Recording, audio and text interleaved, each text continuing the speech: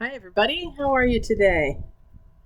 I know that many of you get some of the same mailings that I do in your inbox, and I love it when we can share them.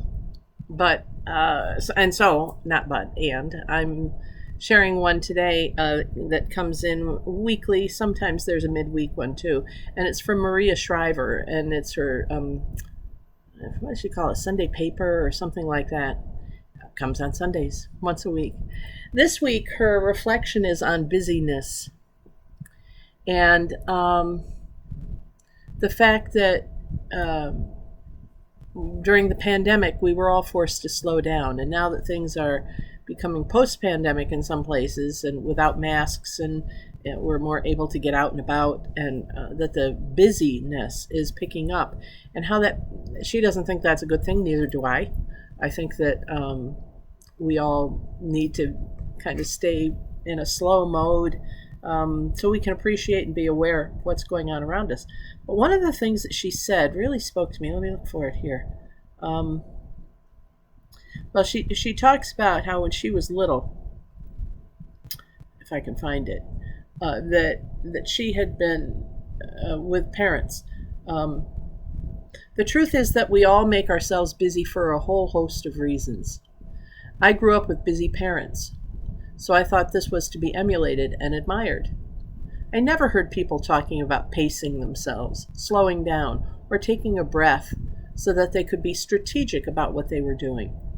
I never heard people talk about needing time to rest. I looked at people who weren't busy and wondered, what are they doing with all their time? I judged them and asked, could they possibly get anything done? I was so wrong about busy, she writes. And if this past year has taught me anything, it's that resting and slowing down isn't something to fear. It's something to cultivate, to embrace, and to relish.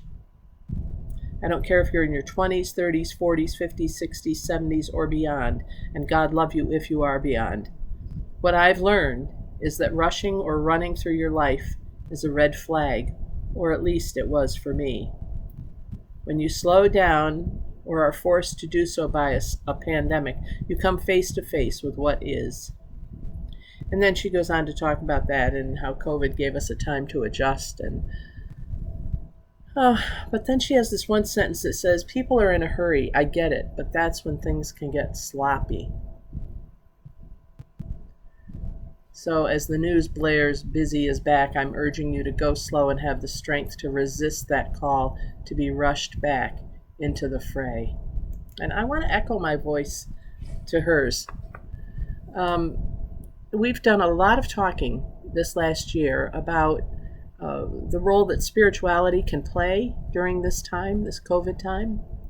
And I remember saying a year ago, what did we want to be able to look back on this year and see that was different for us? And I think that that's worth pursuing now. What is it that we want to have gotten from this last year? How do we want it to change us? Even if it hasn't taken root yet, even if it's just a seed that got planted in this last year, how do we want to cultivate that moving on? Because it's up to us to do that. I, for one, get a lot done in a short amount of time. It's just my personality, and I've been blessed with learning the skills to do some of those things and the energy and excitement to do them. But even I have learned to slow down a bit and to take time off. And, you can relate it to Sabbath, that we should have Sabbath time every week. Or you can just look at it psychologically and say, oh, we all need a break. Whatever it is that works for you, what are the seeds that you want to plant? I am far more focused, and it's largely because of doing prayerful pause every day. It is a discipline. There's some days I feel like I don't have anything to say, and why would anybody want to listen? But then almost miraculously, one of you will write and say, wow, that really touched me today. I'm so glad I heard that. I'm going to take that with me for a long time.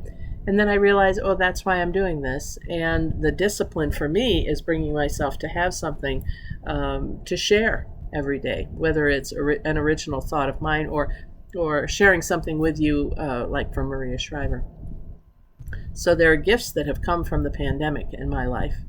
And I'm sure there are in yours. And I've only I've just told you one. I think there are probably 4 or 5. So I invite you today to just take a few minutes. Maybe when you finish listening to this, just take a few moments and ask yourself, what are some of the gifts that I have received or developed in the last year? And if you can't name ones that you particularly like, what are ones that you've realized you want to develop because of this last year, and how you've navigated your way through it? Does that make sense? It's calling us to be accountable to ourselves and to God for our spirituality. It's calling on us to name where it is we think that God is calling us to become more fully embodied us, and it's calling us to lay claim to those areas where we're not quite there yet and we still want to work on them. So I think that's a good thought for us on this day.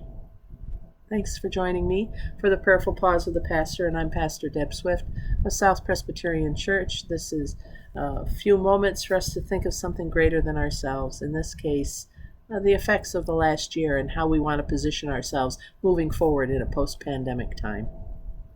I look forward to seeing you next time, and until then, God bless, take care, and bye for now.